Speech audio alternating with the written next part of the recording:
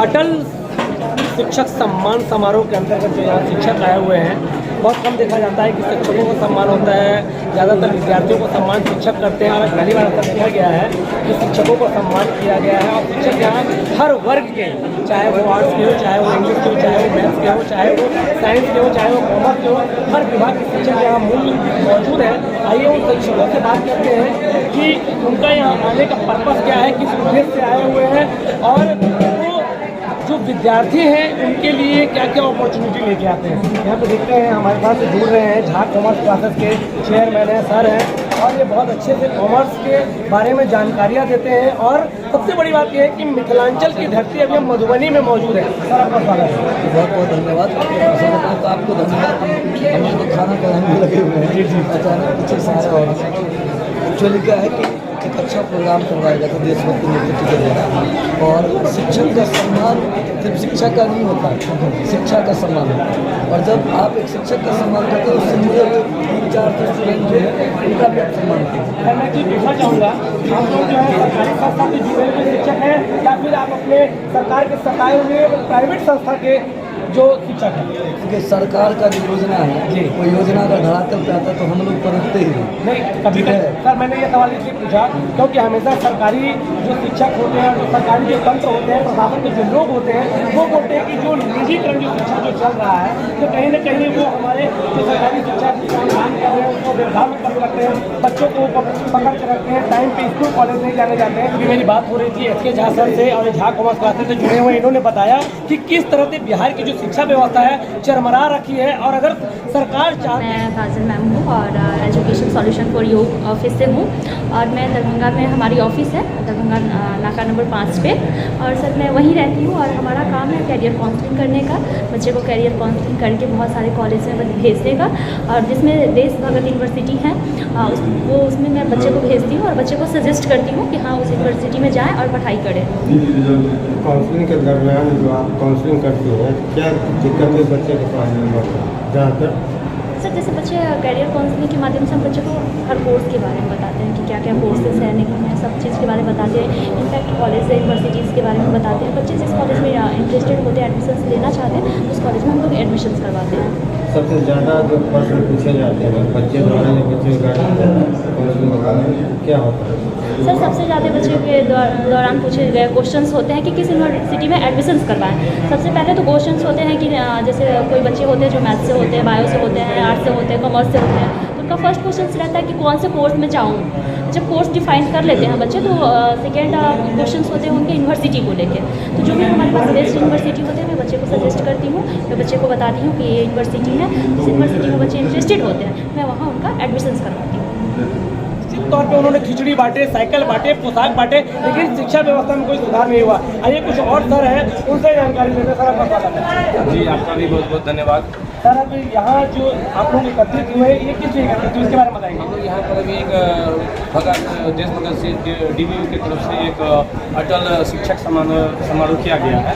इसमें मधुबनी जिला के लगभग सभी टीचर को यहाँ पर बुलाया गया। हम लोग इसी में लोग सर हम बच्चों को संदेश देना चाहेंगे, ज़्यादातर बच्चों में ये होता है कि हम साइंस बहुत टफ सब्जेक्ट है, कॉमर्स उसके बाद है, फिर आपका कोई वैल्यू ही नहीं है, तो कौन सा सब्जेक्ट ऐसा है जिसमें उनका कैरियर बेहतर हो सकता है? देखा तो एक ही बात होगा कि अपने आप में सब सब्जेक्ट जो है मतलब बेटर है, बहुत अच्छा है। क्योंकि आप अगर आर्ट की बात कह रहे हैं तो आर्ट भी आज के डेट में देखिए एक DM साहब है वो आर्ट से ही जा रहे हैं, ठीक है।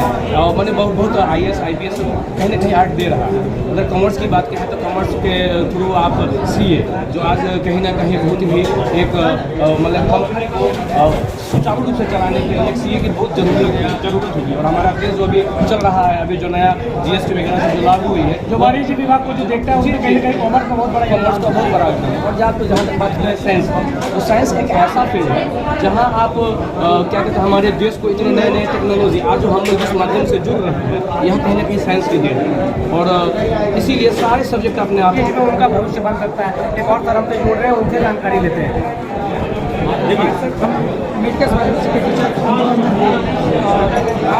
इसीलिए सबसे पहले आप लोग को इस प्रोग्राम में आए यूनिवर्सिटी के द्वारा जो ऑर्गेनाइज किया गया है अटल शिक्षा सम्मान ड्रॉप। और जो मधुबनी के यहाँ जो शिक्षा की कड़ी को जोड़ने वाले हैं हमारे दरभंगा के एक सरहद डेट से है ना, जिसके द्वारा ये इतना बड़ा प्रोग्राम ऑर्गेनाइज किया गया है। और मैं सबसे पहले यहाँ जो यूनिवर्सिटी को यहाँ ला के इतने बड़ी प्रोग्राम करवाना, इसमें मैं देव सर जो यहाँ के एजुकेशन फॉर सॉल्यूशन के जो डायरेक्टर हैं उनको मैं धन्यवाद देना चाहता हूँ। और यहाँ के सारे शिक्षकों जी आकर के इतनी बड़ी उपस्थिति को गर्मामयी पल को साक्षी बने। देखिए ये कहीं ना कहीं आभार है देशभक्त यूनिवर्सिटी के जो यहाँ के डायरेक्टर हैं जिन्होंने इस तरह की व्यवस्था रखी है। आइए मैं आपको उस तक से मिलाता हूँ जो आज सभी के सभी आज एक मोती की तरह माला में पिरोए गए हैं। उस तक से मैं आपको मिलवाऊंगा और उनसे जानेंगे कि आखिर उनके मन में ये विचार कैसे आया कि सारे शिक्षकों को एकत्रित किया जाए। सर आपका स्वागत है।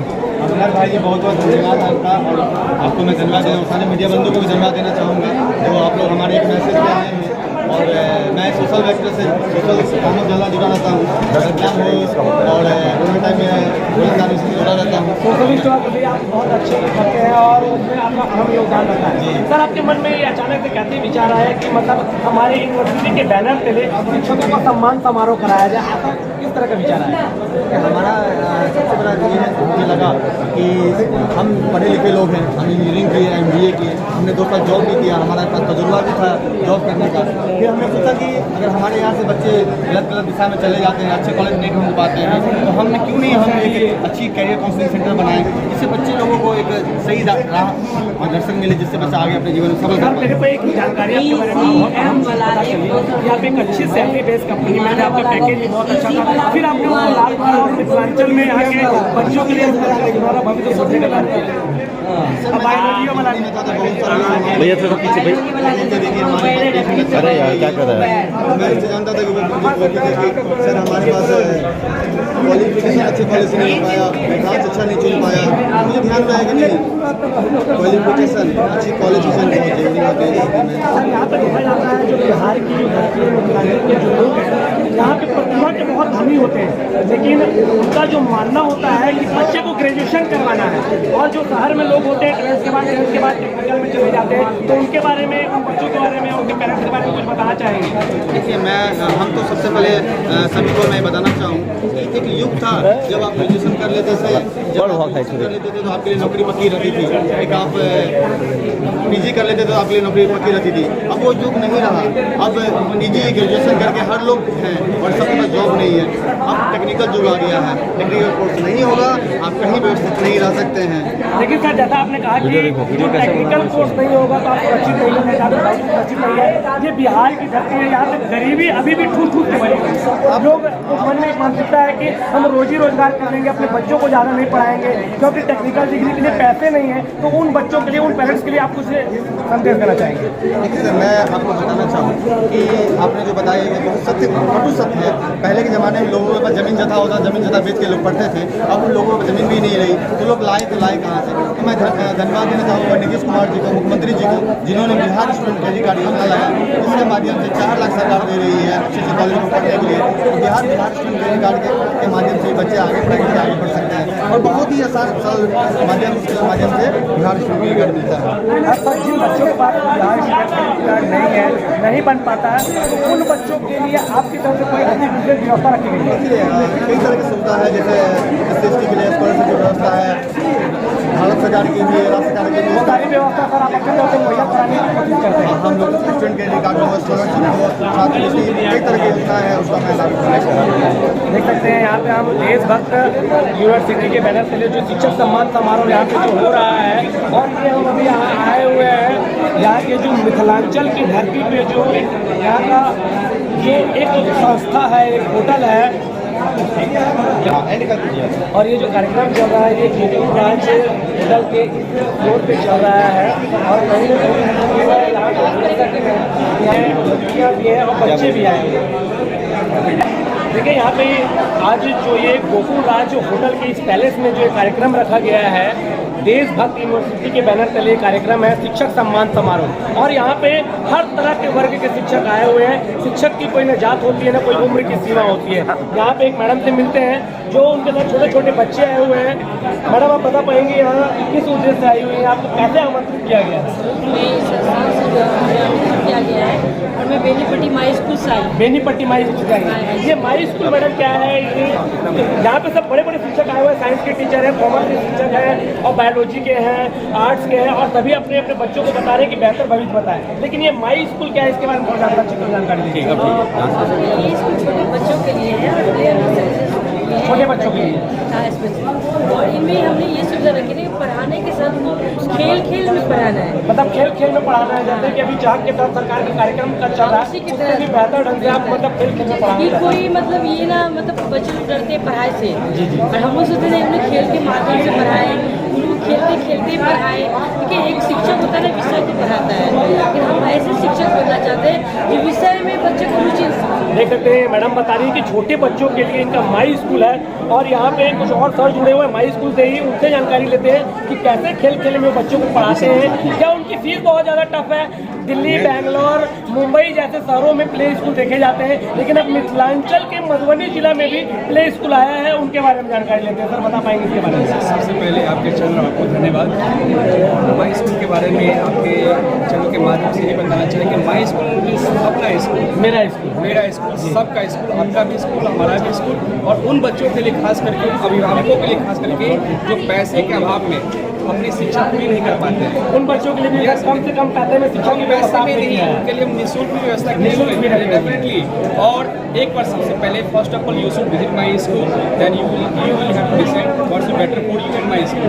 ओके, आप हमारे स्कूल में आइए, और हम एक्चुअली हमारा स्कूल प्ले टू 8 है, छोटे बच्चों का इसमें देखा जाता है कि बहुत सारे स्कूल में प्ले की सुविधा दे रहे हैं, प्लेइंग स्कूल का, लेकिन हमारे पास क्या है कि प्लेइंग मेथड के थ्रू हम पढ़ा रहे हैं। बच्चों के साथ साथ क्या होता है, पार्टिकुलर खेलने के जो उसके एसेसरीज होता है वो भी हमारे पास, क्योंकि बच्चे खेलते खेलते पढ़ते तो क्या होता है उनके स्ट्रेस जो होता है स्टडी का वो दूर हो जाता है और आसानी से पढ़ाई कर लेते हैं। साथ में हमारे स्कूल में अगर ग्रामीण क्षेत्र के कोई बच्चे हैं, आने जाने असुविधा न हो तो ट्रांसपोर्ट की उनके लिए आपने बस की व्यवस्था रखी है। सर कहा जाता है कि जो छोटे बच्चे होते हैं उनके पेरेंट्स जो होते हैं, कहीं जैसे बिहार में देखा गया बेरोजगारी है तो पढ़ाई की ओर चले जाते हैं, जॉब करने बाहर जाते हैं, तो उन बच्चों का पढ़ाई बाधित होता है। तो क्या आपके माई स्कूल के ब्रांच और जगह जगह पे हैं जहाँ पे उन बच्चों को पढ़ाई में दिक्कत न हो? नहीं, मेरा स्टार्टिंग अभी माई स्कूल बेनीपट्टी संसारी पोखर है, पेट्रोल पंप के सामने स्टार्टिंग हुआ, लेकिन हमारा फ्यूचर प्लानिंग है, क्योंकि ऐसे छोटे छोटे हर जगह पे, क्योंकि हमारा एक मोटो ये नहीं कि बिजनेस करना, उन छोटे बच्चों को और खास करके जो पैसे के बाद वंचित रह पाते हैं उनका आधार मजबूत करना है। यस, क्योंकि हमारा मिथिला हो, बिहार हो, और ये और हमारे हम भारत को रिप्रेजेंट करेंगे, क्योंकि हमारे स्कूल के बच्चे जिनके पास पैसा होगा, जिनके पास संसार क्या उनकी बच्चे पढ़ेंगे हमारे स्कूल में, वही बच्चे वो भी बच्चे पढ़ेंगे जिनके पास पैसा ना हो। एक बार सबसे हमारे स्कूल में आइए, विजिट कीजिए, देखिए हम जो कह रहे हैं वो कर रहे हैं। बहुत सारे बच्चे हैं जो पैसे के अभाव में भी यहाँ पे पढ़ाई सर बता रहे हैं कि आज हमने खेल खेल में छोटे बच्चों के लिए लिखा गया है। यहाँ पे जो ये कार्यक्रम रखा गया है, ज़्यादातर बहुत ही हायर एजुकेशन के टीचर यहाँ मौजूद थे, लेकिन बड़ी खुशी होती है कि इस हायर एजुकेशन शिक्षक में एक छोटे बच्चे के लिए भी एक व्यवस्था लेके आए हुए हैं कि छोटे बच्चे को आप खेल खेल में कैसे पढ़ा सकते हैं। और सबसे बड़ी बात यह है कि अगर आपके पास पैसे ना हो तो भी आप अपने बच्चों को पढ़ा सकते हैं। जो निसहाय गरीब दर बोलते चले गए, जो हमारे दर्शक हैं उनको कहीं नहीं समझ आया तो मैं बताऊं, ये बता रहे हैं कि बेटियां बेटी से कम नहीं है, छोरी छोरों से कम ना है। छोरियां आज छोरों को पछाड़ रही है और अपने माँ बाप का रोशन नाम कर रही है, और बेटे भी बेहतर है। बस देखना ये है कि अब वो बेटे रिजल्ट नहीं दे पा रहे हैं, वो गलत रास्ते पे जा रहे हैं। तो ये सर उनसे अपील करना चाह रहे हैं कि आप जो बेटे वर्ग के लोग हैं, आप मेहनत करें, पढ़ाई करें और बेटियों की तरह उनके साथ में साथ सहभागिता निभाएं, क्योंकि अब बिहार बदल रहा है, बिहार का नज़रिया बदल रहा है। लड़के और लड़कियां एक साथ कदम बढ़ा के पढ़ने को तैयार है। आइए कुछ और शिक्षक हैं उनसे भी जानकारी लेते हैं। सर कैसा लग रहा है आपको यहाँ के?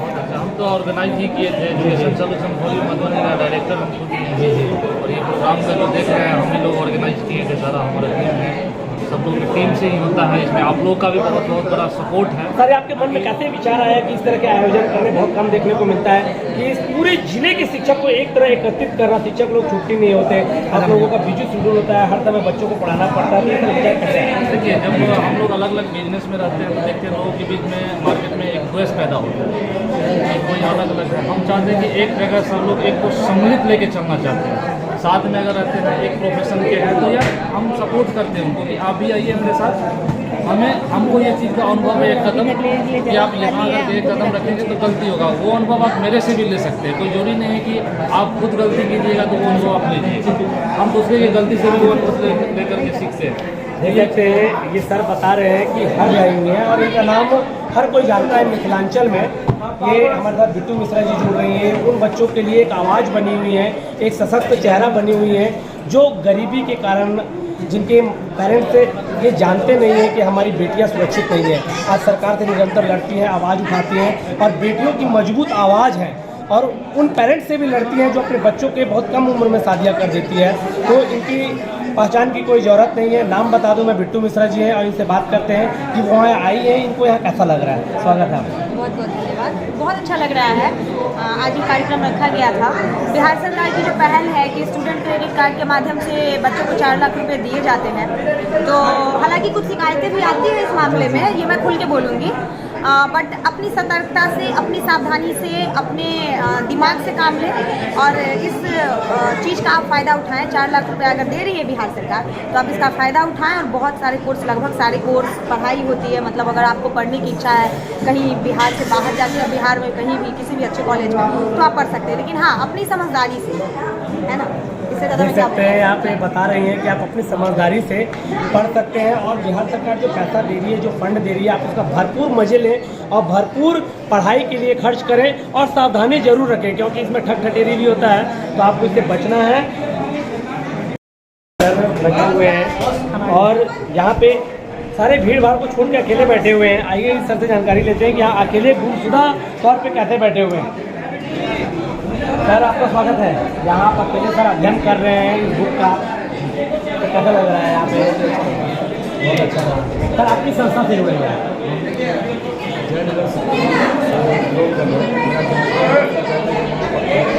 हम वहाँ पे कम से कम 8-10 सालों से अच्छी क्लास दे रहे हैं और बहुत ही अच्छा परसेंटेज से बच्चे पास कर रहे हैं और सक्सेस हो रहे हैं।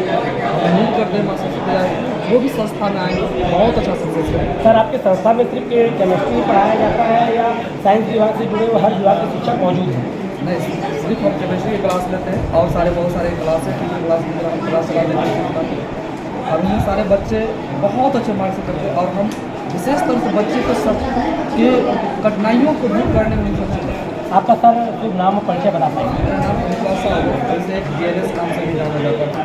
बहुत अच्छा लगता है मुझे पढ़ाने में। धनिक कुमार, सब बच्चों को बचाना चाहिए, तो ये केमिस्ट्री के बारे में बच्चों को बताते हैं। तो आप जो भी जयनगर के बच्चे हो तो आप केमिस्ट्री के लिए उस एरिया के लिए आप सर से मिल सकते हैं और स्पेशली केमिस्ट्री के शिक्षक मौजूद हैं और वहाँ से आपको एक गाइडलाइन मिलेगा कि केमिस्ट्री को कैसे आसान तरीके से पढ़ा जा सकता है। तब तक के लिए मैं आनंद विदा लेता हूँ। आप देख रहे हैं मेरे साथ, ऐसे ही देखते रहिए। मेरे चैनल को लाइक सब्सक्राइब कीजिए। धन्यवाद।